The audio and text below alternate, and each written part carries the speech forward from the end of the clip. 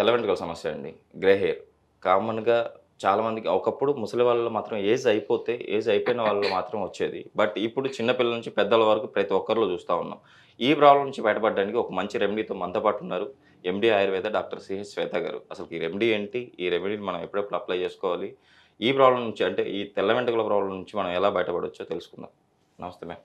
నమస్తే. మ్యామ్ చాలామంది ఒకప్పుడు ముసలి వాళ్ళు అంటే ఏజ్ అయిపోయిన తర్వాత ఏజ్ ఫ్యాక్టర్‌ని బట్టి వైట్ హెయిర్ వచ్చేది.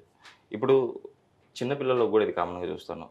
బట్ ఇలా రావడానికి గల కారణాలు ఏమంటారు మేడం? మీరు చెప్పినట్టు ఎవరికైతే తెల్ల వెంట్రుకలు వచ్చాయో వాళ్ళు ముసలివాళ్ళు అని అనేవాళ్ళు. ఎందుకంటే అది ఒక ఏజ్ పెరుగుతుంది అనే దానికి ఒక సిమ్టమ్ అనమాట.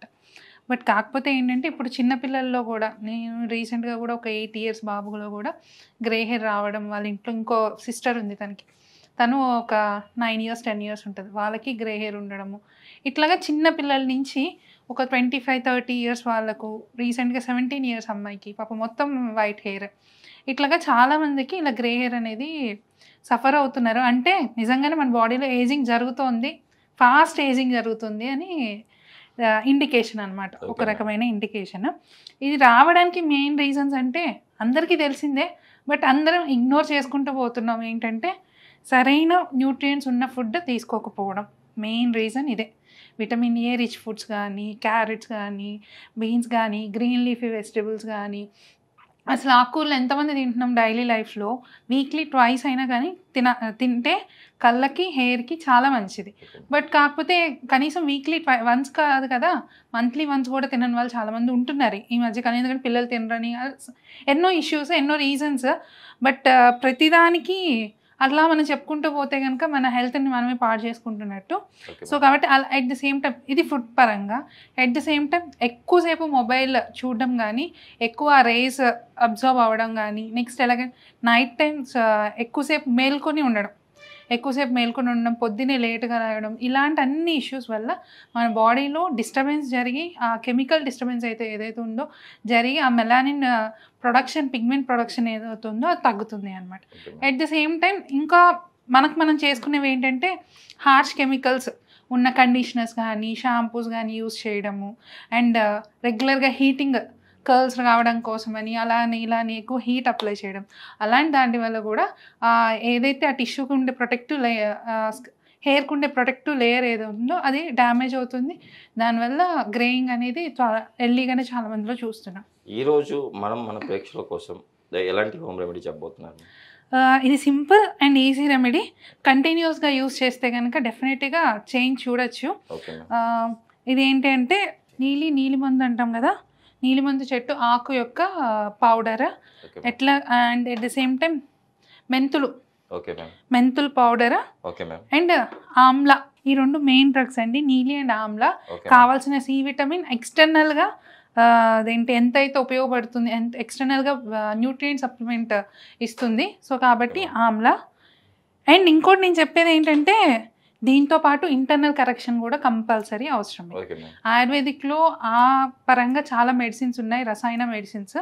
ఏంటంటే ఏజింగ్ ప్రాసెస్ని తగ్గించి అండ్ ఫాస్ట్గా ఒక 2x స్పీడ్లో మనం బటన్ నొక్కుతుంటాం కదా టీవీలో, 2x స్పీడ్ 4x స్పీడ్ అని, ఆ స్పీడ్లో వెళ్ళే ఏజింగ్ని వెనక్కి తీసుకొచ్చి స్టాప్ చేసి మంచిగా గ్రోత్, సెల్ టిష్యూ గ్రోత్కి హెల్ప్ఫుల్ చేసే మెడిసిన్స్ చాలా ఉన్నాయి. ఇంటర్నల్ కరెక్షన్ కూడా కొన్ని కండిషన్స్లో అవసరం. అట్ ది సేమ్ టైం ఎక్స్టర్నల్గా కూడా మనం ఇందాక చెప్పుకుంటున్నట్టు నీలి powder, Amla powder, methi powder and onion juice. దీంతో పాటు మన ఎక్కువ ఇంట్లో పెరుగు కొందరు కలుపుకుంటుంటారు ఏదైనా హెయిర్ ప్యాక్ చేసుకునేటప్పుడు. పెరుగు కాకుండా పెరుగు మీద ఒక వాటరీ లేయర్లా వస్తుంది, అందరు అబ్జర్వ్ చేస్తే కనుక అది చాలా మంచిది. దాంట్లో కావాల్సిన అన్ని ప్రోటీన్స్, విటమిన్స్ ఉంటాయి. యాక్చువల్లీ కొన్ని కండిషన్స్లో అదేంటంటే ఎప్పుడైనా ఎలక్ట్రోలైట్ ఇంబ్యాలెన్స్ ఉన్నప్పుడు కానీ ఇలాంటి కండిషన్స్లో ఏంటంటే పేషెంట్స్కి ఆ పైన వాటర్ తాగమని చెప్తాం. పెరుగు కాకుండా పైన వాటర్, ఆ వాటర్ కూడా చాలా హెల్ప్ఫుల్ అవుతుంది. ఇవన్నీ కలుపుకొని ఒక ప్యాక్లో చేసుకుంటే కనుక మంచి రిజల్ట్స్ ఉంటాయి. మనం ఈ ప్యాక్ రెడీ చేసుకున్న తర్వాత ఎన్ని రోజులు వాడాలంటారు? ఇది రెగ్యులర్గా ఒక 1 మంత్ కనుక వీక్లీ ట్వైస్ వేసుకుని యూజ్ చేస్తే కనుక మంచి రిజల్ట్స్ కనిపిస్తాయండి. నిదానంగా చేంజ్ అవ్వటం కనిపిస్తుంది. నేను ఇందాక చెప్పినట్టు ఎవరైతే హీటింగ్ ప్రొసీజర్స్, స్టైలింగ్ ప్రొసీజర్స్ వాళ్ళు వాడతారో మ్యామ్. వాళ్ళకి మంచి ప్రొటెక్షన్గా కూడా హెల్ప్ఫుల్ అవుతుంది. Okay ma'am. At the same time ఎవరైనా చిన్న పిల్లల నుంచి కొంచెం ఇలాగా ఎవరికైతే అబ్నార్మాలిటీస్ ఉన్నాయో ఓకే మ్యామ్. వాళ్ళకైతే కనుక ఇంటర్నల్ మెడిసిన్స్తో పాటు ఈ హెయిర్ ప్యాక్ కనుక అప్లై చేసుకుంటే కనుక మంచి రిజల్ట్స్ చూడొచ్చు ఖచ్చితంగా. అండ్ ఏంటంటే కొన్ని యాంటీ గ్రేయింగ్ ఆయిల్స్ అని ఉంటాయి ఆయుర్వేదిక్లో ఎక్స్ప్లెయిన్ చేసినవి. వాటిల్లో ఏంటంటే ఇంకా మనము తామర పూలు తెలిసి ఉంటుంది కదా, యా మ్యామ్. దాని ఆకులు కూడా దాంట్లో మిక్స్ చేసి ఆయిల్లో మిక్స్ చేసి ఇస్తుంటాము. బట్ కాకపోతే అందరికీ అది అవైలబిలిటీలో ఉండదు. సో కాబట్టి అవైలబిలిటీలో ఉన్న వాటిని, సో అందుకే హోమ్ రెమెడీ అన్నాము, అవైలబిలిటీలో ఉన్న వాటితో మనం చేసుకోవచ్చు. తామరపు ఆకులు మన అంటే గ్రే హెయిర్ని ప్రాబ్లమ్ని సాల్వ్ చేసుకోవడానికి ఎలా యూజ్ అవుతుంది మ్యామ్? ఇప్పుడు మనం చెప్పినట్టు వీటన్నిటితో పాటు ఆ తామరపు ఆకుల్ని ఆయిల్లా ప్రిపేర్ చేసుకుని అది కనుక రోజు యూస్ చేసుకోగలిగితే కనుక, ఎక్స్టర్నల్గా అప్లై చేసుకోగలిగితే కనుక నిదానంగా హెయిర్ ఖచ్చితంగా వైట్గా ఉన్న హెయిర్ బ్లాక్గా కన్వర్ట్ అవుతుందండి. Okay ma'am. ఎన్నిసార్లు మనం అప్లై చేసుకోవాలి మ్యామ్? ఎన్నిసార్లు అంటే కనీసం ఆల్టర్నేట్ డేస్ అప్లై చేసుకుంటే కనుక మీకు ఓన్లీ ఇన్ 20 డేస్లో మీకు ఆ చేంజ్ అయితే కనిపిస్తుంది. మ్యామ్, ఇది అప్లై చేసుకున్న తర్వాత మనం డైరెక్ట్గా వాష్ చేసుకోవచ్చా, లేకపోతే ఇంకేమన్నా ఉన్నాయా? ఇది అప్లై చేసుకున్న తర్వాత ఒక 20 మినిట్స్ ఉంచుకుని, మరీ హెయిర్ డ్రైగా అవ్వకుండా, అలానే మరీ తడిగా ఉన్నప్పుడు కాకుండా కొంచెం తడిగా కొంచెం డ్రైగా ఉన్నప్పుడు ఒక 20 మినిట్స్ తర్వాత హెయిర్ నార్మల్ వాటర్తో వాష్ చేసేసుకుంటే కనుక మళ్ళీ ఆ రోజు ఈవినింగ్ కానీ నెక్స్ట్ రోజు మార్నింగ్ కానీ షాంపూ అప్లై చేసుకుంటే కనుక దీని ఎఫెక్ట్ మా స్కాల్ప్లో ఉంటుంది. బట్ కంపల్సరీ వాష్ అయితే నార్మల్ వాటర్తో వాష్ చేసుకోవాలి.